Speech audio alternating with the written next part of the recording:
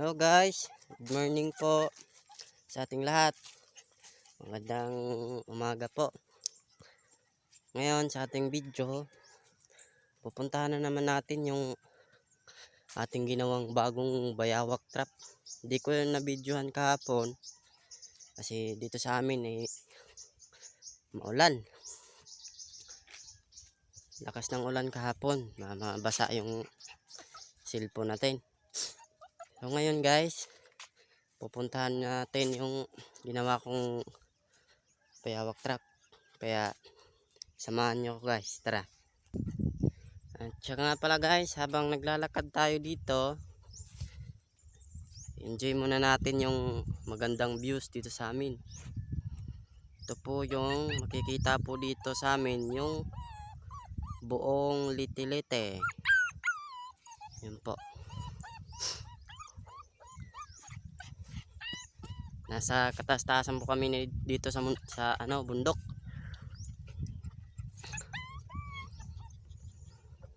May kalawakan din po yung aming lupa dito. Yan. Yung lungsod na yan, yan yung Litilite, lungsod ng Litilite. Sa papunta naman dito, ito, yan yung bundok ng Palaraw yan.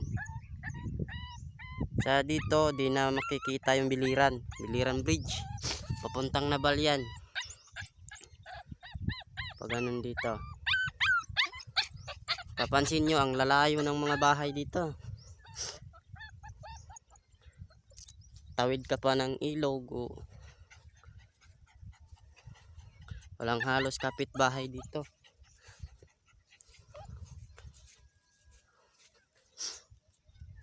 So yun guys, napakaganda ng view dito sa amin, lalo pag tumungtong tayo dyan sa bundok na yan. Mamaya pagbalik natin, ayun guys, nandito na tayo sa ating unang trap. Ang ingay po ng aso ko, hindi po kasi siya makaakyat Ito yung una nating trap. Hindi siya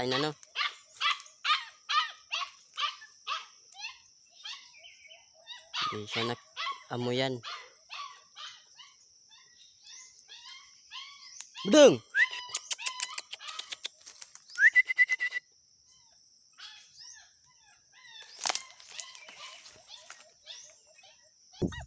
So yung guys, dito na naman tayo sa ating pangalawang trap. Ako, may huli. Sana makahuli tayo ngayon. So guys, yung ating pangalawang trap, wala rin. Ayan guys.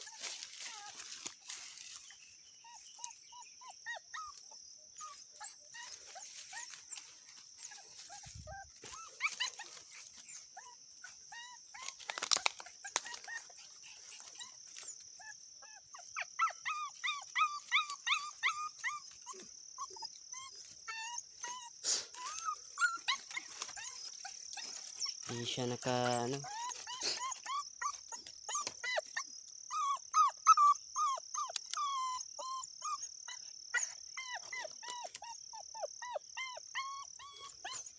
yusin lang natin yung laang.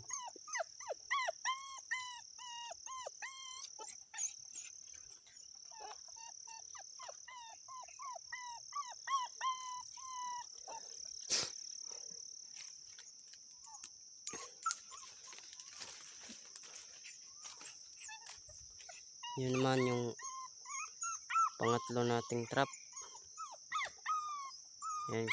Yan. Wala rin.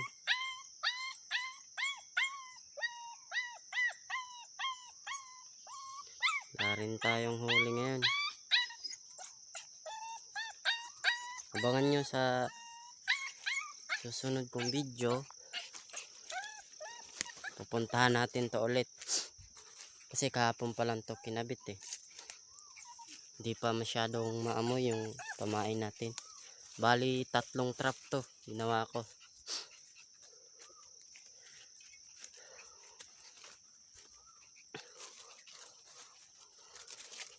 Paki-comment po kung sa mga nakakapanood po ng video, paki-comment po kung tagasan kayo para malaman po natin kung saan nakarating yung video natin. Guys, pauwi na tayo. Walang huli ngayon. Maulan kasi kahapon. Kaya hindi na ako nag-video sa paglagay ng trap. Yan guys. Pauwi na tayo. Sayang no. Wala tayong huli ngayon. Maulan kasi hapon. At bago pa rin yun yung trap natin.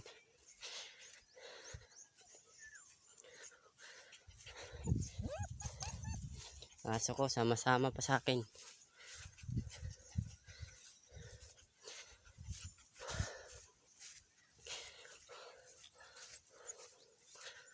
Dadaanan natin yung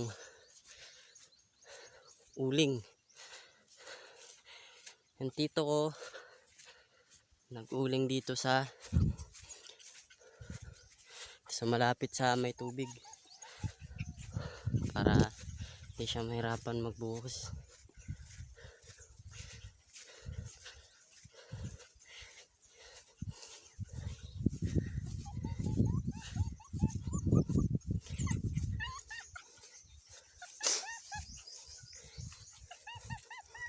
Ito po yung kanyang uling.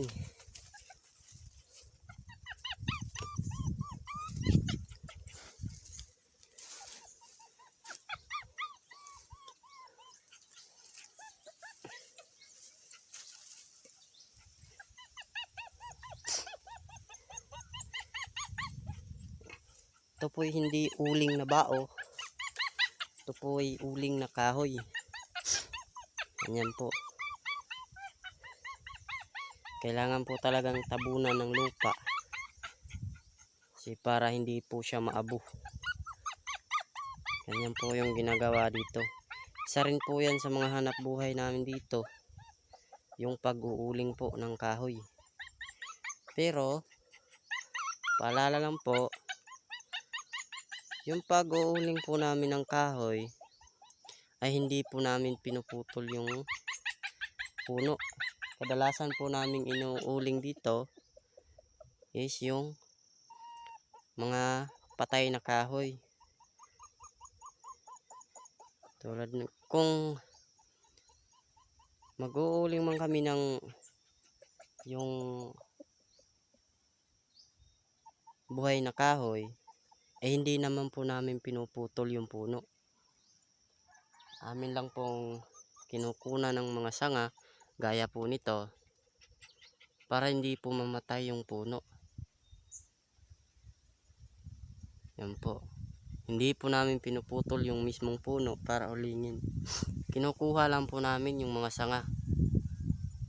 Kasi bawal po kasi ng mag-uling ng kahoy na pinuputol yung puno. Kung puputol man kami ng puno, yung maliliit lang na kahoy, yung pwede lang rin ulingin. Ito yung uling, umuusok pa. Kailangan po itong tabunan ng lupa para po siya hindi maabo.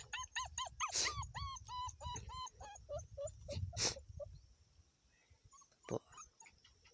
Abangan nyo rin po sa susunod kong video kung paano po mag-uling, paano po pinapile yung kahoy, at saka paano po siya aalisin, paano siya isasako, lalagay sa sako. Kailangan din po nito ng tubig bago po islagay sa sako, kailangan siguraduhin din po na wala na talaga siyang apoy.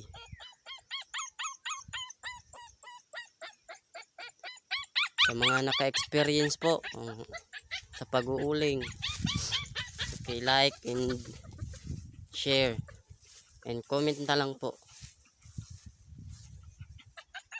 kung mga taga-saan kayo para malaman natin kung saan nakarating yung ating ganitong video. Subscribe po ng ating YouTube channel para ma-update ko po kayo sa susunod nating i-upload na video. So yun lang po, maraming salamat.